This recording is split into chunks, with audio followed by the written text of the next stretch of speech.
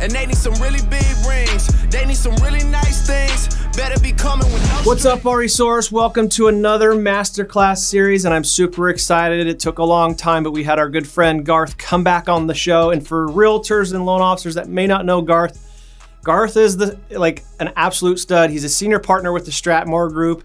He's the M&A man, like the merger and acquisition guy. Like, he has looked under the hood of more mortgage companies and lenders and banks than anybody else that I know. So he kind of knows where the bodies are buried for a lot of these companies. Sure. You could make a case that Garth was like first to the digital mortgage space. He basically founded mortgage.com and took it all the way through its IPO. And that was well before the Quickens of the world and the fintechs. So, I mean, Garth's an OG. He's uber connected.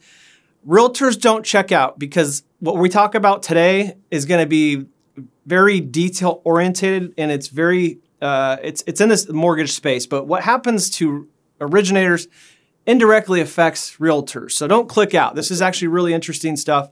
And again, what happens to originators indirectly affects the real estate industry. So please don't kick out. Garth, thanks for being on again, man. No problem. I'm happy to be here. By the way, I travel 40 weeks a year. So that's the reason this has been so hard to do. Friday, I try to be back here in Fort Lauderdale, Florida. But I suddenly realized after I said, sure, I'll do this, that means I'm here at home in Fort Lauderdale and had to take a shower. And normally I don't do that. That was the biggest pain point. When I'm home, it's hat backwards, try to get to the beach. And, you know, so you broke up my rhythm. And I also appreciate you calling me a stud. If you could have a lady host that could go with that line next time, that would be even better. We can accommodate that. I kind of hear you saying thank you. I got you home and I got you a shower. There you go. I mean, that's two good things. It's all good. And I had to wear a collar shirt. Yeah. You know, yeah. So it's kind of interesting, because full circle, we spoke to you, I think it was last year, I don't know the exact date. And I wanted to kind of set up my first question, which will probably be a long answer by you. But man, what happened? Last time we spoke, it was 2019. Mergers and acquisitions were on fire. Profits were down. Rates were rising. Consolidation seemed to be like a thing.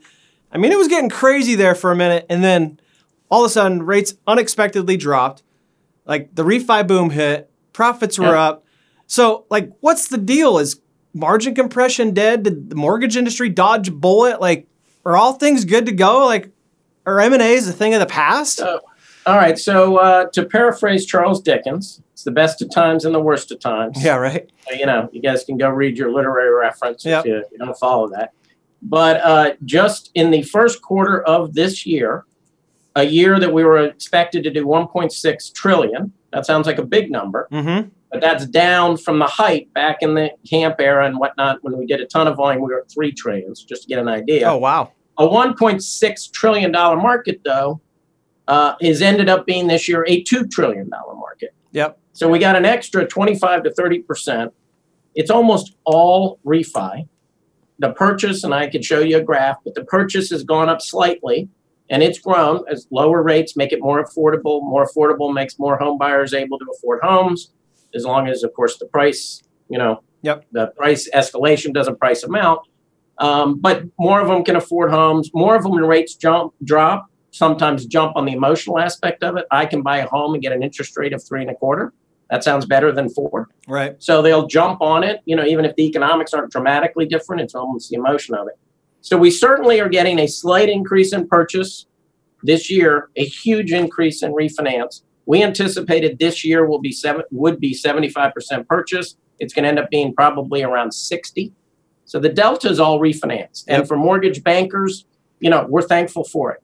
Right. In the first quarter of the year, to just break it down real quick, the typical mortgage banking company made 0 basis points.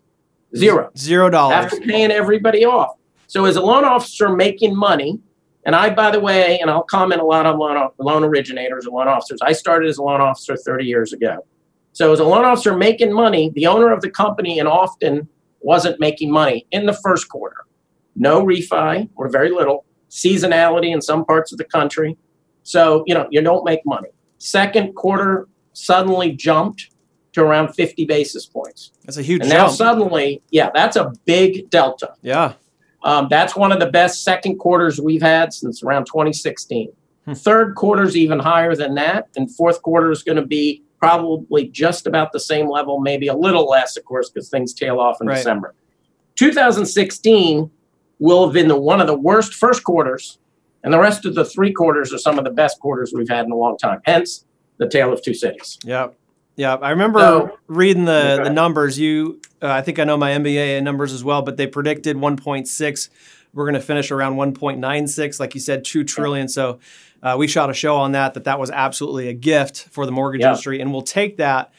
But I can't help think that, man, everything that was happening Q1 kind of just, am I right in saying that the pause button basically has been pushed on all this, and we're not out of the woods, and maybe that's all coming back in Q1 2020, or maybe a little bit further out? Is that accurate? So I'll give you sort of my macro. This is what I do when I talk to mortgage banking companies about potential M&A.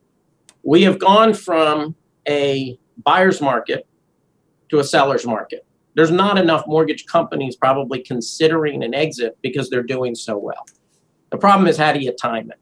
So how do you relate that to a loan officer model? Well, some of the companies were not doing well because they've not invested in their people. So I'd say to a loan officer, are you investing in yourself? Are you honing your skills? Are you continuing to getting better? They didn't invest in technology, so the digital is ramping up, and we can talk about that in a second, the trend that's happened there. But the amount of things around digital to try to create a better consumer experience, some of the companies have struggled competing on that. And the third element is, for an owner of a mortgage banking company, it's often their own personal net worth in the company. So if they're not making money, that personal number goes down, and that's very disconcerting to a business owner. All three of those elements, combined with the potential for the new entrants, like what is Amazon really doing? And what does Zillow's entry into the mortgage market mean?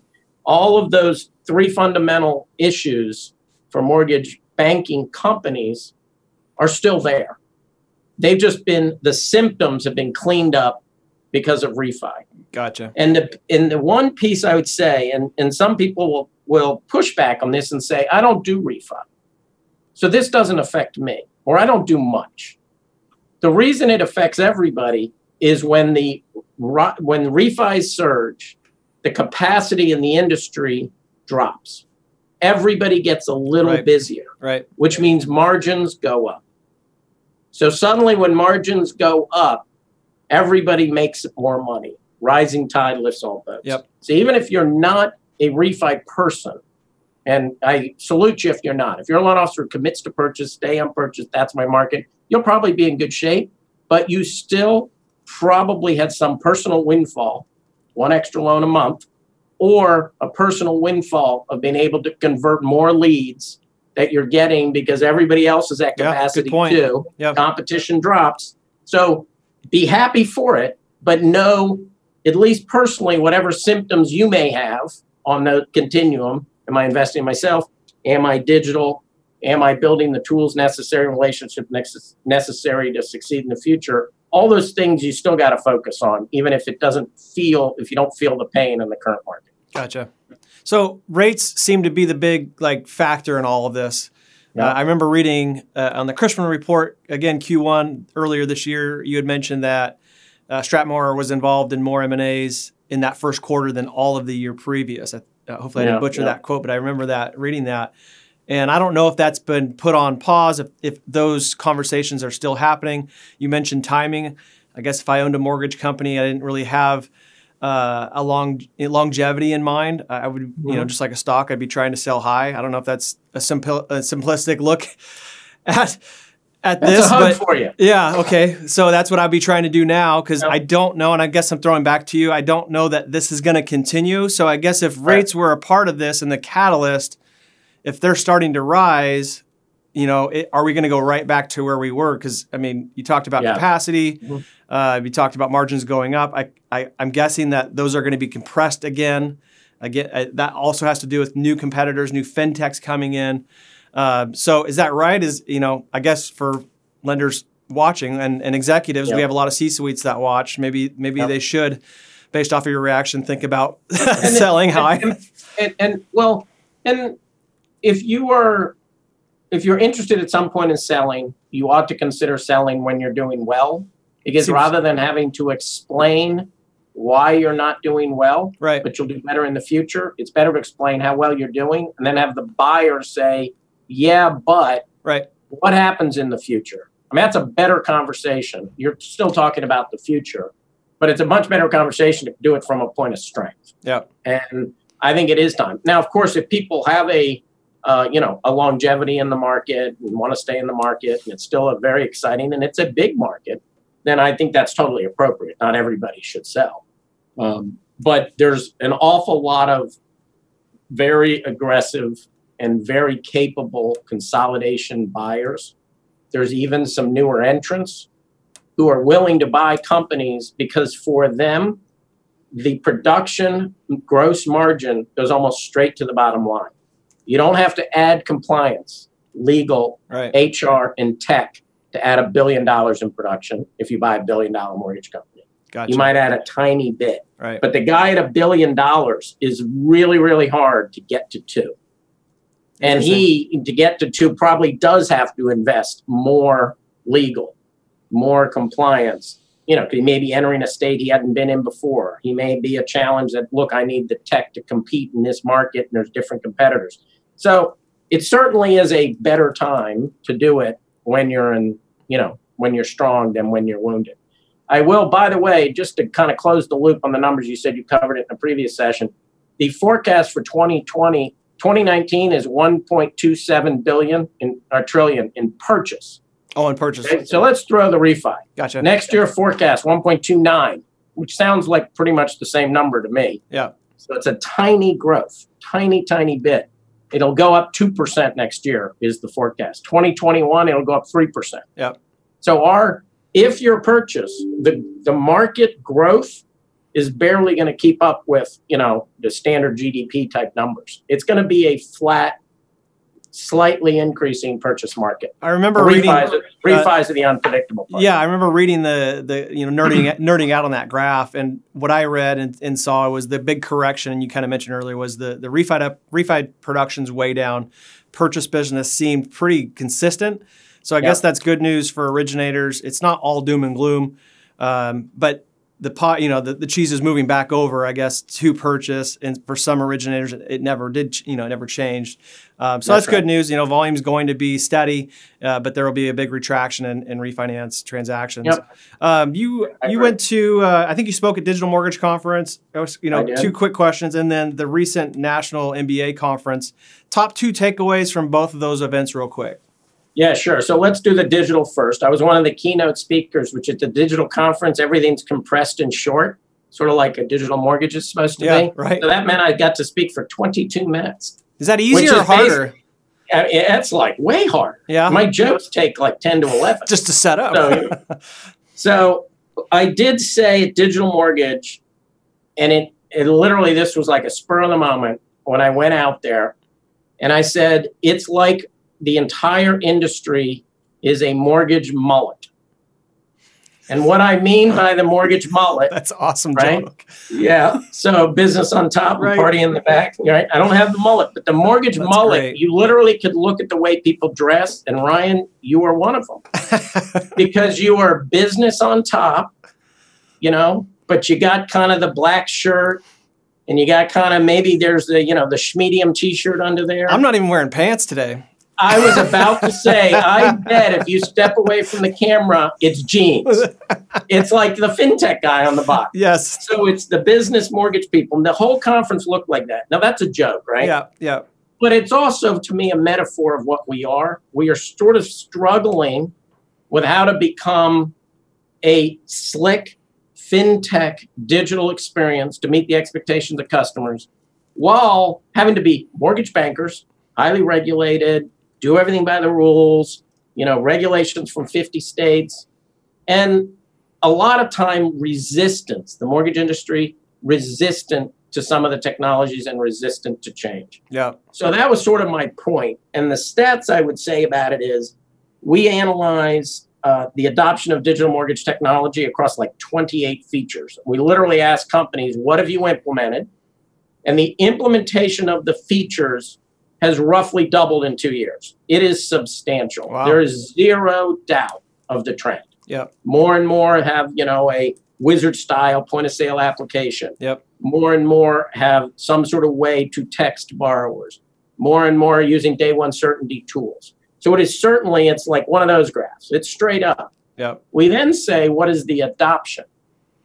And the adoption lags. Yeah. So while it's implemented, the adoption is generally, and it depends on the feature, we got a lot of details on this, it's roughly half. So most companies do not have 75% adoption of the technologies that they've implemented. So why is that? And it boils into a couple. One is the tech itself, making them all work together. So too many vendors, hard to get integration. Yep, APIs, all that stuff. By the way, if you ever want to sound smart in tech, you just go, yeah, API. API. Hey, you just gave out my trick, man. I don't even know what that means. I just throw it out whenever I'm in a tech conversation. 100%. Just throw it out whenever you can. So getting the tech to integrate, that's the tech part. Yeah. The other is getting the people to adopt it. And a lot of the people are the people in the industry. There's no evidence that says consumers will not adopt digital technologies, will not use their mobile phone, will not go online and fill it all out, won't immediately respond to a text if you send it to them. The evidence is they will. Yeah. The issue, and believe it or not, when you ask mortgage banking companies, like what's one of the biggest obstacles? One of the biggest obstacles, actually the second, is getting the loan originator and the other people to change their process. Yeah. They're used to doing it a different way. And it doesn't mean it's the wrong way. But I would say, once again, going back to what I was talking about in the macro, yeah, if you're not investing in some of these tools and accepting them yourself, your adoption will lag. And I do fear at some point you will begin to lag within the industry based on the consumer's expectations. Yeah, 2 comments from the street level. Absolutely agree and have seen that. I just interviewed a $100 million producer, and get this, they have Blend for realtors. That's a point of sale app. That's basically the app that the consumer first experiences and starts to put information in for a lender. Right. It's very easy. It's very efficient. And this $100 million producer is still taking handwritten apps, believe it or not, Garth. Which I don't even know how they do 100 million with handwritten apps anymore, but that speaks to your adoption.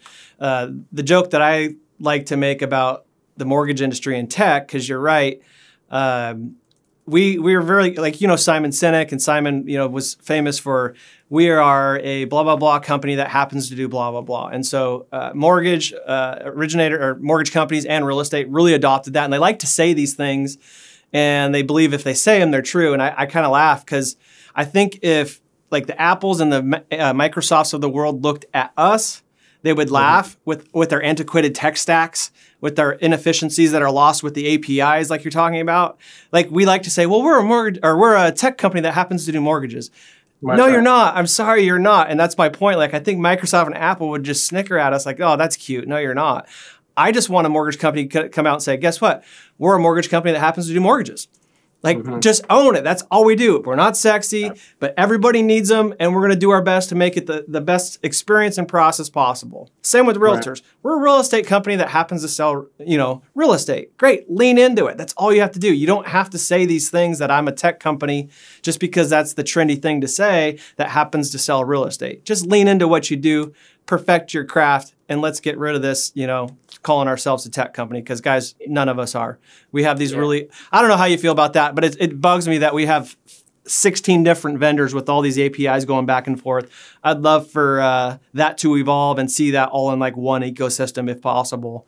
But that's just my wish. There's certainly some companies that have made a financial bet on just exactly that. Yeah. So it's the key is that the technology elements that enhance the experience for the consumer need to be adopted, because the consumer is, I think, likely to gravitate to them. Yes. It doesn't mean they're going to do everything online. They're still going to want to meet with, gentlemen like you who dress nicely for them and shake their hand, and that's appropriate. But it's still would be terrific when they can also engage. And I know you use all these tools, when you can engage with them in mobile, when you can apply, when their website looks like you and you immediately respond. You can tell when they're anxious around certain elements, like right about when they're making an offer on a home, you're able to call them, comfort them. I'm here for you. If you end up needing to adjust the price, of course, we can handle that. I've already talked to Jane, the realtor, and we're ready to help you. Those are all words and emotion that when you add them to really slick tools that they have in their hand, you got a winning hand. Yeah. I think the big piece is in the industry, still people who either expect too much from the tech and it doesn't make them more successful. Therefore, the tech is at fault. Good point. And I'm not sure that's really a fair conclusion. Yep. And in our industry still, 80% of the volume is done by 40% of the originators. And very often what we see, and it's remarkable, the successful originators who do adopt tech, not necessarily the 100 million guy that you found, but the ones who do become even more successful. Their increase is bigger than the guy who maybe is mediocre or low, who, by the way, his attrition rate at his current company is probably 80%. The bottom 40% of loan officers have 80% attrition. Yeah. I mean, they switch every year. Yeah. And if they're not successful, the tech isn't necessarily going to make them more successful. 100% agree. Yep. So, and I think you're right. You made a good point. I think that's the hope for that originator, that it's going to change their behaviors. It's going to enhance your behavior. So for the $100 million producer, I could see that enhancing and making them more efficient and making it easier to get to 125 or 150 million. That bottom producer, if you have lazy behaviors, sorry, just calling it like it is, it's going to enhance those lazy behaviors. Blend or a point of sale system can't help you, take apps on apps that aren't existing. You got to get out there and find the business. You got to find referral partners to let that technology work for you. So go ahead. I was going to say, let's transition kind of looking ahead, because you're so smart. You work with so many different companies. Again, you get to see everybody's financials for the most part. You really know what's happening, good and bad. So let's look ahead. I really want to know, like, what's your thoughts for the originator? And you can even touch, because I know you obviously work more with executives and companies, so go ahead and speak about companies, but the originator on the street as well. 2020, what are the biggest opportunities and maybe also the biggest challenges looking ahead? Yeah. Well, I think the biggest challenge will be, at some point, the drop in refinances will create margin compression. Margin compression is felt very, it's very difficult to deal with at the company level. And it certainly is difficult at the loan officer level, because you'll be fighting like crazy, sometimes based on price, not always, but sometimes based on price for every single deal. So at some point that's going to happen. I don't know when it's going to happen, but it will happen. I think the first quarter of next year could be painful, just like the first quarter of last year. Maybe not quite as bad, because there's a little bit of refi. And of course, we're already got pipeline we're going to carry into you got some momentum, but I agree with you there that you definitely could see that slowdown coming. But you're right, with the momentum kind of pushing into Q1 2020. And I think, of course, 2020 is an election year, so that is always potentially volatile depending on whatever craziness might occur. Right. It will also, sometimes on the purchase cycle, it'll compress it a little bit, because people will just sit on the sideline, not because a president would dramatically impact whether you want to buy that home, but it just creates an uncertainty that makes people want to just stay. Yep. I don't want to put my house up. We'll do it next year. Let's see how this all shakes out, type thing. Right. So having said that, I have no clue about two things. I don't know what's going to happen in the election. I have no clue what's going to happen on refi. After you, by the way, said I was smart. So I just proved I got no, Yeah. Or the other way to say it, why weathermen were invented, make economists look good. Yeah, exactly. So the point is, I certainly don't know about those two, but it's going to be a purchase market. It's pretty hard to think that it will not. Even if rates do not go up, and they're really only expected, I'm looking at the chart over here, they're expected to go up slightly, like 0.5% next year. Yep. Even if they don't, we're going to run out of refi. Yeah. At some point, yeah. And so, that's why the expectation is for a drop. Next year is expected to be, a 70% purchase year. Year after that, 75. Gotcha. So there'll still be a little bit. I do think that more and more lenders are adopting these digital technologies. And I will say to you, especially the large independent mortgage bankers had extraordinary years in 2018. And the reason is their volume jumped substantially. And in some cases, both their purchase and their refi, they're gaining share in 2019. And they've not added anywhere near the number of people.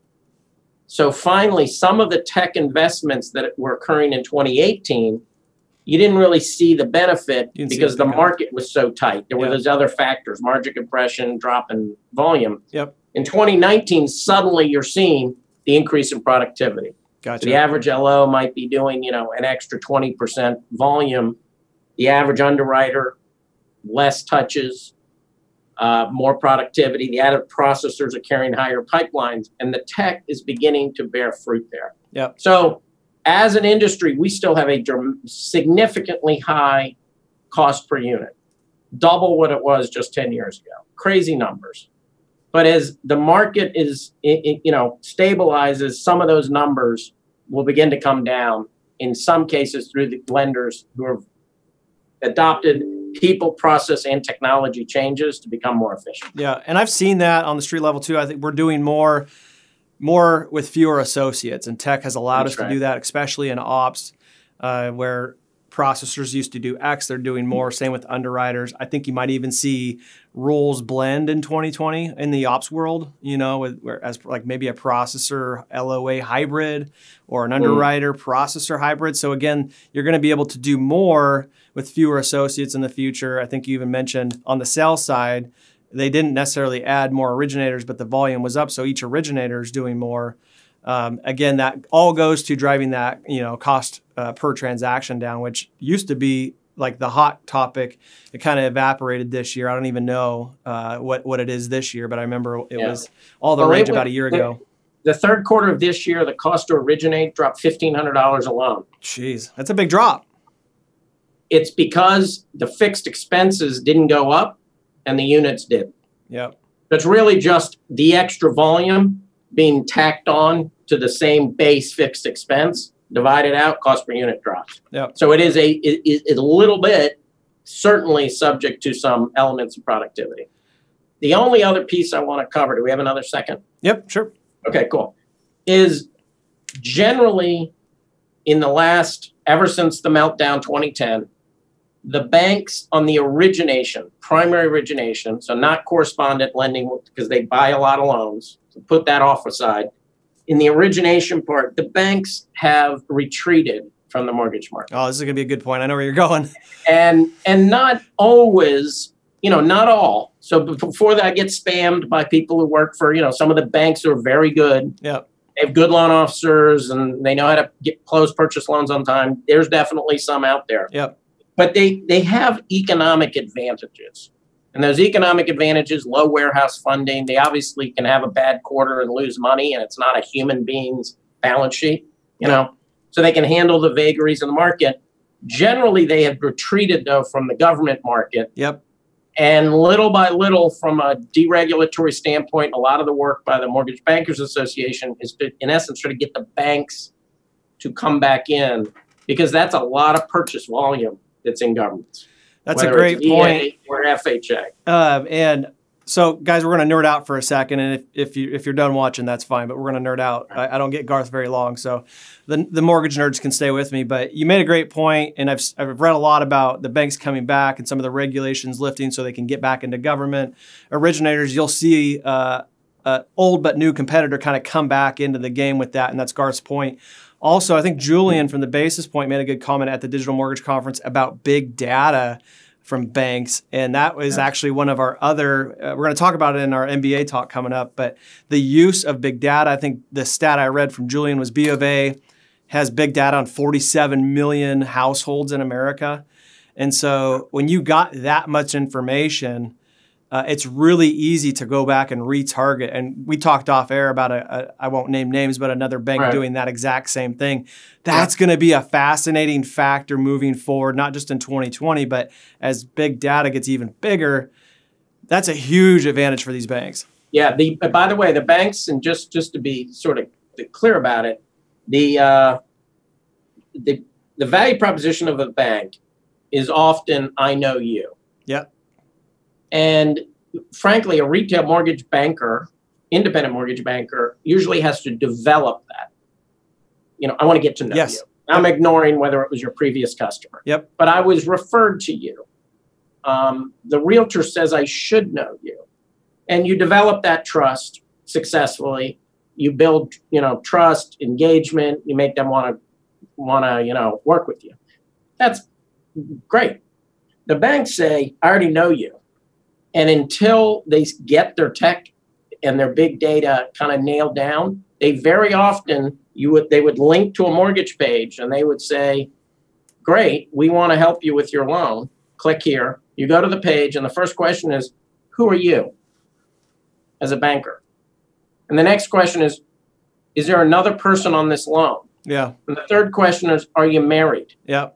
And if you've been with the same bank for 20 years, you immediately go, oh, you don't know me at all. Yeah. Or at least you don't know me from a mortgage perspective. Yeah. Because I've had my bank account with you for 20 years. I'm still married to the same woman. Yep. And yeah, we're going to buy the next house together too. And it's like, you just squandered the brand promise that you have. And most of that is the integration of systems. Yep. It is all your information, big data in a single household system that then the point of sale and the CRM systems and the users can get at. And like we were talking off air, we're working with a lender whose 9 screen application process is like 3. Yeah. For most of their applicants, because they know they have the existing and have all data. the data. Yeah. And it's very compelling. It doesn't mean they're going to be great at doing government loans. And they got to build trust with the realtors that they'll close on time, some of which they squandered, in the previous cycles. And in fact, many of them are struggling in 2019 with capacity because they have so much servicing. They have all the refi and, underwriting turn times have extended. So the banks have their own struggle, but at some point they could come back into the market and be a force. Well, somebody's going to get that right. And that's maybe 4, 5, 6 steps ahead. But to your point, you got big data, you got tech. They haven't figured out how to do this yet, but eventually it's going to come together and it's going to be like, watch out. And then they might be willing to say, you know what, I now feel comfortable I could do government loans without getting sued. Yeah. Yeah. And then if I'm in FHA, I'm in first-time home buyer. And if I'm on first-time home buyer, I'm now in the purchase market. Right now they've been squandering it in 2 ways in a lot of cases. And having said that, there's some banks, especially regional banks, that are highly effective at mortgage. They really more like independent mortgage bankers. So I don't want to cast a wide brush, but you're right, from a macro thing, the banks entering the market could really fundamentally change the competitive landscape. Then they have squandered it. I would assume they'll eventually figure it out. Thankfully for the originator on the street, the individual, they've squandered it because 2020 to me is going to be the year of unfair advantages. And I point this stuff out, guys, and sometimes we wrongly get painted with the brush of naysayers. I say this stuff to just get everybody aware and get prepared to fight back, not to like curl up in a ball and be like, oh, fintechs are taking over. No, we have to know our enemy, send Sue to war before we can, start to formulate our own plan. So hear me on this. I'm not saying it's doom and gloom, but it's the year of unfair advantages. We don't have billion-dollar spends like the fintechs to go and drop that into social. We just don't. None of us do. And we don't have big data like banks do. And we don't have the technology to marry that with. And so those are 2 huge unfair advantages that, again, that doesn't mean we quit. That means we're aware of it, and we have to figure out our strategies at the street level, mortgage companies at a company level to combat that. Because even most mortgage lenders and banks can't compete with these gigantic fintechs.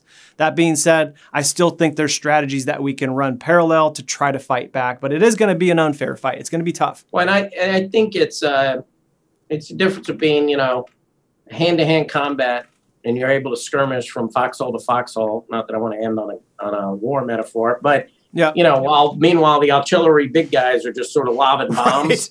And if you just keep, hopping from foxhole to foxhole, you not only survive, you could, take some territory. But there are advantages, to the originator and the small company on the street. There are advantages to that. Certainly, we just highlighted the advantages for the fintechs and the big banks. We have to exploit our advantages, being small and nimble and being community direct. We've talked a lot about versus consumer direct, being community direct. And so we got to figure those advantages out and just run that playbook. And I think that there's going to be enough business for everybody moving forward. Yeah. Even in the refi boom right now, the independent mortgage bankers, large or small, are making more money than the banks. Yeah. right now. And they're not doing all the refi. They're helped. Rising tide lifts all boats, releases some margin compression. But, you know, if you stay steady in their realtor referrals, the other piece too, and if any of the realtors are still sticking around, the realtors are experiencing the exact same market disruption from the fintechs, et cetera. Oh, for sure. So at some point, loan officers who can meet with them, or companies who can meet with the broker owners, or however you want to set these relationships, who can say, you know, what are you experiencing? Here's what I'm experiencing. How do we work together to, you know, make ourselves more relevant within our communities?